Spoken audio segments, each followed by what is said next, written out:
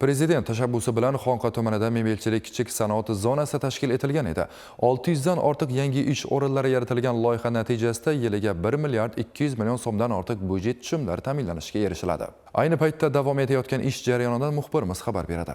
Kichik sanoat zonasining aynan Xonqada tashkil etilishi ham bejiz emas, chunki aholining aksariyat qismi mebel ishlab chiqarish, turadgorlik faoliyati bilan shug'ullanishadi. Hududda infratuzilma tashkil etish ishlariga 29 milliard so'mdan ortiq mablag' sarflandi. Ichimlik suvi, oqova suv tarmoqlari, shuningdek barcha tashqi muhandislik kommunikatsiya tarmoqlarini qurish ishlari bajarildi. Kichik sanoat zonasidan savdo obyektlari, mebel ishlab chiqarish korxonasi, avtoturargoh o'rin olgan. 100 dan ortiq mebel sozlarining faoliyati bir joyda yo'lga qo'yilgan. Yoshlar uchun yangiliklar bo'ldi bu yerda. Kompyuter dasturlaridan foydalanish ham xona interyerini 3D holatda ko'rsatib, ana shuni ishlab chiqarish jarayoni bilan bog'lash, hamda zamonaviy uskunalar bilan kompyuterda talabalarni ishlash bo'lgan qiziqishini oshirish bo'ldi. Hozir 100 dan ziyod yoshlar qatnashib turibdi.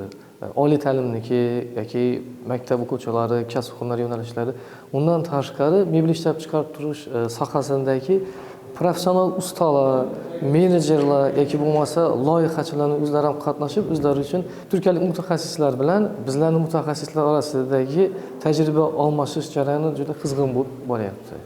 Ishlab chiqarilayotgan mahsulotlar bugun ichki bozorga sotilmoqda. Bu yerda qo'l mehnatidan tashqari zamonaviy uskunalardan foydalanish imkoni ham bor.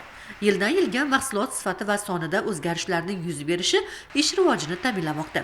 Yaqinda turkiyalik mutaxassislar kichik sanoat zonasida bo'lishdi. Bu yerda faoliyat olib borayotgan tadbirkorlar bilan uchrashib, mebelsozlikda yangicha yondashuvni qo'llash yuzasidan amaliy tavsiyalar berishdi. O'tkazilgan seminar davomida ish sifatini yanada yaxshilash va zamonaviy usullarni ish jarayoniga tatbiq etish muhim ekanligi ta'kidlandi. Tadbirkor albatta o'z mahsulotini dunyo bozoriga olib chiqishni xohlaydi. Bunda esa albatta malaka muhim. Qolaversa, jahon standartlari talablariga muvofiq ish olib borish zarur. Biz buraya Kültür ve Turizm Bakanlığı'na bağlı TİKA O'zbekistonga kelishimizga Turkiyaning Turizm va madaniyat vazirligi ko'mak berdi.